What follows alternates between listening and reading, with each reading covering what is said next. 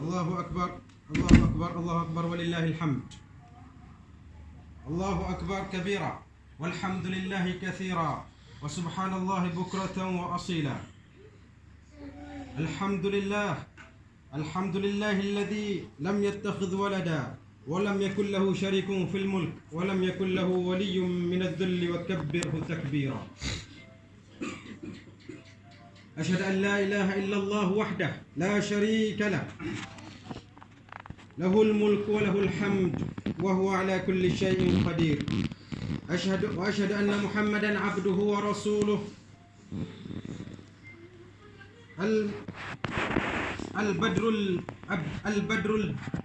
البدر الدجي والسريع. أشهد أن لا إله إلا الله وحده لا شريك له وأشهد أن سيدنا ونبينا محمدا عبده ورسوله صلوات الله وسلامه عليه. قال الله تعالى في كتابه العزيز بعد أعوذ بالله من الشيطان الرجيم: يا أيها الذين آمنوا اتقوا الله حق تقاته ولا تموتن إلا وأنتم مسلمون.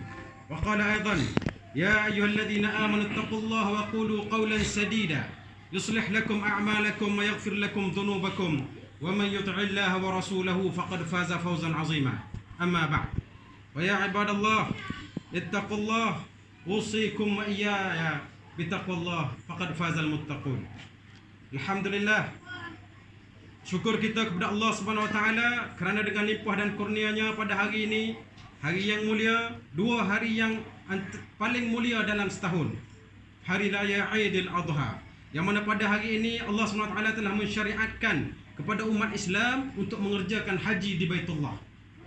Namun pada tahun ini, sebagaimana sedia maklum bahawa kita satu dunia, Allah SWT memberi ujian COVID-19, masalah kesihatan yang menyebabkan terbantuknya banyak amalan, termasuk juga amalan yang terbesar ini, iaitu ibadah haji di Baitullahil Haram, yang mana pada tahun ini hanya orang-orang yang betul-betul terpilih sahaja yang dibenarkan untuk mengerjakan ibadat haji di Makkah.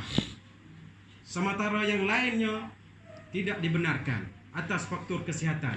Di sini nak menunjukkan sebenarnya bahawa Islam itu mengambil berat berkenaan dengan kesihatan. Ini satu hikmah yang besar sebenarnya, nak menunjukkan kepada dunia bahawa kesihatan itu sangat penting dan diambil kira dalam bab ibadat dalam Islam. Dan kita semua terima benda tersebut. Kita semua sebagai hamba Allah SWT kena terima. Walaupun mungkin ada di kalangan kita yang terkesan dengan ujian COVID-19, COVID-19 ni, sebagaimana Allah SWT menyatakan di dalam Al-Quran berkenaan dengan bagaimana kita nak menguruskan perasaan kita, sama ada suka ataupun benci kita. Sama ada perasaan suka atau benci kita, hendaklah tidak terlepas daripada apa yang Allah SWT tetapkan untuk kita. Sebagaimana dalam bab peperangan, Allah SWT memerintahkan peperangan, sedangkan manusia tak suka peperangan. Ada di kalangan sahabat Nabi SAW terpaksa memerangi ayah dia dalam peperangan.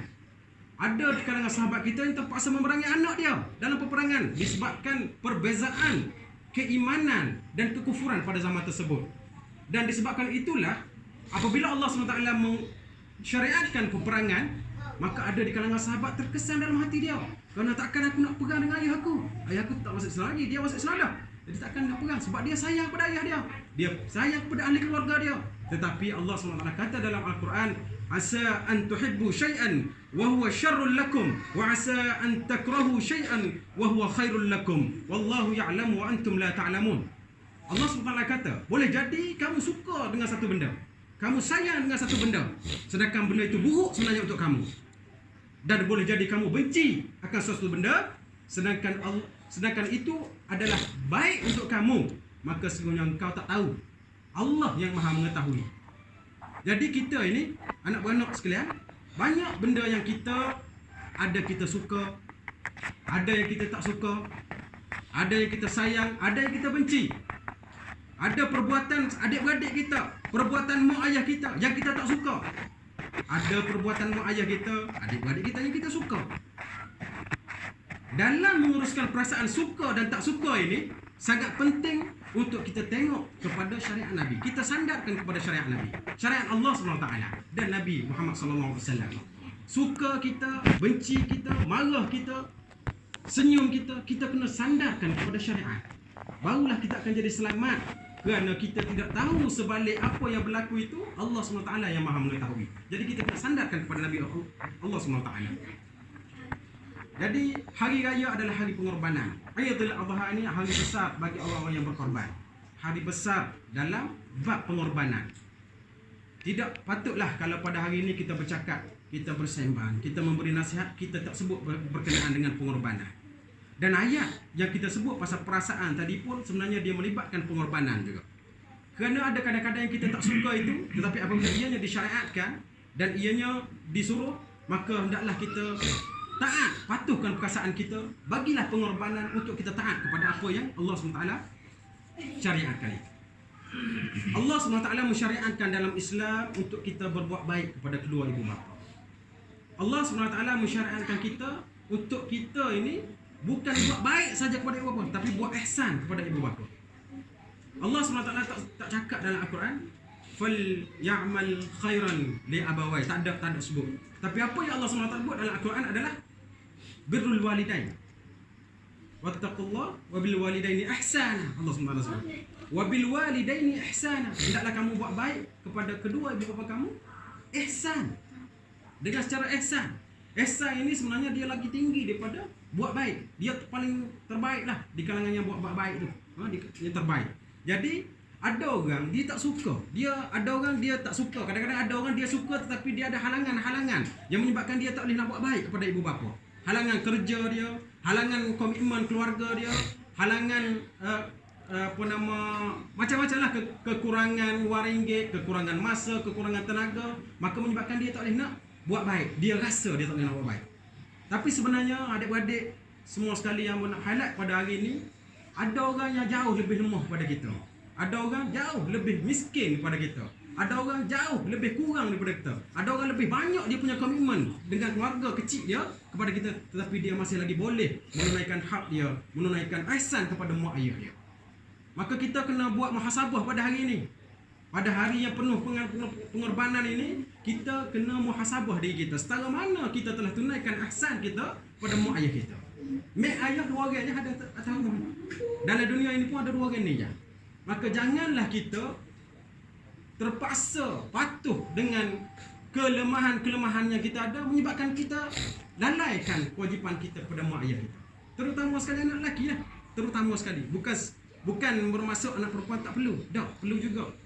Tapi anak lelaki itu terutama. Memang semua kita ada keperluan. Memang semua kita ada banyak kewajipan, banyak komitmen. Tetapi janganlah kita sampai lupa. Kalau kita tak boleh nak balik setiap minggu pun, biarlah jangan kita lupa untuk telefon pada mak ayah setiap minggu. Jangan kita lupa nak akad telefon tu. Janganlah kita memberi alasan tak ada nak tengok telefon, banyak kerja banyak kerja Allah. Tak ada nak tengok telefon. Jangan kita lagi kat alasan. Umur kita tak tahu berapa lama kita boleh hidup atas dunia ini. Tetapi peluang yang kita ada untuk buat baik kepada mak ayah, untuk buat hati mak ayah kita suka, itu adalah peluang yang besar untuk kita menggapai syurga Allah Subhanahu wa taala.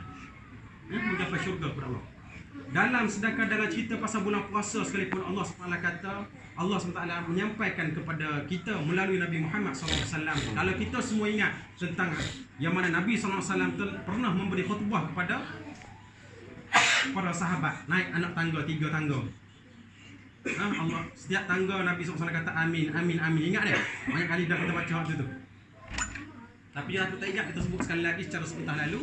Maka pada tangga pertama Nabi naik tangga tu, sebab tangga Nabi SAW, mimbar Nabi dia ada 3 anak tangga. Mimbar Nabi ada 3 anak tangga. Itu sejarah sirah Nabi. Setiap tangga Nabi kata amin.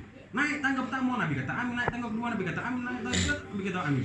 Sahabat-sahabat kelak kata, mana dia ni? Mana Nabi SAW kan? Maka selepas pada baginda SAW selesai khutbah, maka sahabat datang kepada Nabi tanya, ya Rasulullah, apa mu sebut amin, amin, amin 3 kali tu? Di antara 3 tanda itu sebenarnya Nabi cerita kepada para sahabat bahawa telah datang kepada aku malaikat Jibril, datang kepada Nabi. Dia doakan kepada Allah SWT. Jibril ni dia doa kepada Allah. Dia doa kepada Allah, celakalah bagi orang yang dia dengar nama Nabi disebut tapi dia tidak berselawat pada Nabi SAW. Dengar nama Nabi Muhammad SAW disebut, dia tak selawat sallallahu alaihi wasallam, dia tak sebut. Maka celakalah dia. Malaikat doa kepada Nabi. Dan malaikat bukan sekadar doa, dia suruh Nabi aminkan. Maka Nabi pun aminkan, amin. Sebab tu Nabi sebut amin tu. Naik tangga kedua, malaikat doa lagi. Celakalah manusia bagi orang yang dia ada mak ayah dua orang, tapi dia tak gunakan peluang untuk berbuat baik kepada mak ayah dia ni untuk dia masuk syurga Allah SWT. Maka celakalah orang ni. Malaikat doa celaka kepada orang yang tak buat baik, tak ambil peluang untuk buat baik pada mak ayah. Bukan tak buat baik ni, tak ambil peluang untuk buat baik pada mak ayah dia. Nabi, malaikat doa celaka kepada orang. Dan malaikat suruh Nabi mengaminkan doa tersebut. Maka Nabi SAW mengaminkan. Maka doa malaikat, doa yang orang yang makhluk Allah yang tidak buat dosa kepada Allah, dan diaminkan oleh kekasih Allah SWT Muhammad SAW, confirm tidak akan tertolong. Maka amin, Nabi kata. Maka celaka orang. Dan yang ketiganya, bagi orang yang lalu Ramadan tapi dosa dia tidak diampunkan, maka celakalah juga orang ini. Malaikat doa dan malaikat suruh Nabi aminkan, Nabi SAW aminkan doa tersebut. Jadi adik-beradik yang hamba saya semua, abelu kat dia. Abang ada sini besar keluarga. Abang Joh. Abang Adi. Ada yang ni tak ada. Saya pun senang ada belaka. Tak ramai lah tak ada ya. Yang hamba sayangi semua sekali. Sama-sama lah kita muhasabah diri kita. Kita kena upgrade lagi lah. Ketaatan, kebaikan, keihsanan kita kepada mak ayah kita. Selagi mana kita ni ada nyawa untuk kita berkhidmat. Lepas ni kalau kita dah tak ada nyawa, dah tak ada guna, kita menyesal. Sebab ini adalah peluang untuk kita masuk syurga yang mudah sebenarnya, dengan cara buat baik. Buat biar mak ayah senang hati kita. Dan peluang ini, hari raya kita semua diberi peluang untuk berkumpul, maka sama-sama kita minta ampun, minta maaf lah semua dan hamba sendiri pun minta maaf dan minta maaf kepada semua adik-adik kakak semua sekali ya. Dan mudah-mudahan kita semua berpeluang untuk minta maaf sebab sebanyak sangat kita punya tanggungjawab yang kita tidak tertunai kepada mak ayah terutamanya dan kepada adik-adik sekalian lah. Jadi insyaAllah mudah-mudahan hari raya korban ini kita korbankan sedikit masa kita untuk kita muhasabah diri kita, amalan kita, bagaimana kita menunaikan hak sesama adik-beradik dengan mak ayah dan sebagainya. Jadi setakat tu dulu untuk khutbah pertama ni. Setakat tu dulu untuk khutbah yang pertama ni. A'udzubillahi minasyaitonirrajim. Allah SWT berfirman dalam Al-Quran, Inna a'tainakal kautsar fasalli lirabbika wanhar inna syani'aka huwal abtar. Ayat ini Allah SWT menyeru kita untuk kita buat korban. Dan hari raya ni janganlah kita tidak buat korban. Kalau orang yang tidak mampu untuk buat korban, ambil gear dan sebagainya, ambillah peluang untuk kita pergi tolong orang yang ambil korban tu, gear tu, sama-sama kita tolong. Dan itu pun mudah-mudahan Allah SWT terima. Nah, pengorbanan ini tidak ada gunanya sekiranya kita fikir hanya untuk dunia. Dan pengorbanan ini hanya akan berguna apabila kita niatkan kepada Allah Subhanahu Wa Taala. Pengorbanan kita buat biarlah lillahi taala, bukan sekadar nak dapat pujian manusia, bukan dapat pujian yang lain, tapi untuk kita dapat keridaan Allah Subhanahu Wa Taala. Billahi taufiq wal hidayah. Wabillahi taufiq wal hidayah. Sama-sama kita minta ampun dengan Allah Subhanahu Wa Taala dan selawat kata Nabi untuk sebelum kita sambung kepada khutbah.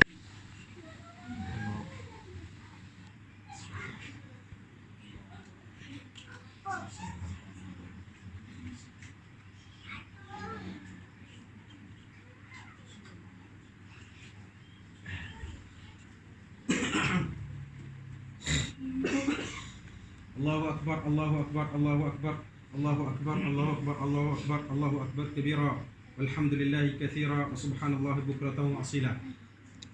Alhamdulillahi rabbil alamin wassalatu wassalamu ala sayyidina Muhammadin nabiyil amin wa ala alihi wa ashabihi at-tahirin wa man tabi'ahum bi ihsanin ila yaumiddin. Asyhadu an la ilaha illallah wahdahu la syarika lah wa asyhadu anna sayyidina wa nabiyyina Muhammadan abduhu wa rasuluhu amma ba'd. Wa ya ibadallah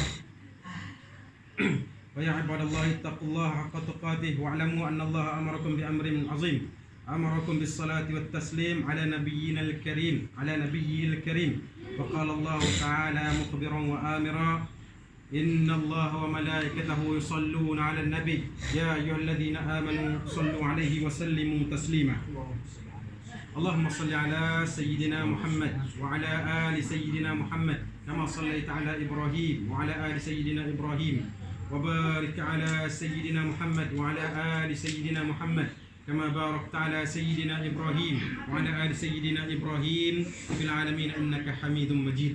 ورضى اللهم عن الخلفاء الراشدين وعن بقية الصحابة أجمعين وعن التابعين وتابع التابعين ومن تبعهم بإحسان إلى يوم الدين، ورضى عنا معهم يا أكرم الأكرمين. اللهم اغفر للمسلمين والمسلمات والمؤمنين والمؤمنات الأحياء منهم والأموات. اللهم أعز الإسلام والمسلمين ودمر أعداءك أعداء الدين وانصر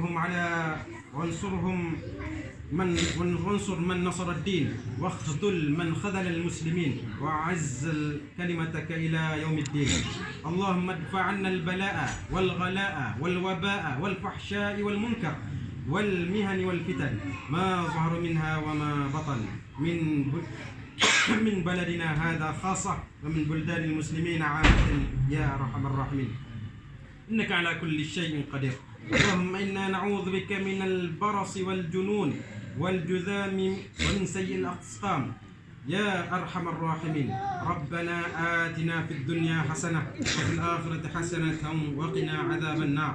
Allahumma ya Allah, kurniakanlah kepada kami semua kesejahteraan, keamanan, keselamatan, serta lindungilah kami daripada bala bencana dan wabak penyakit berbahaya, khususnya COVID-19 ya Allah.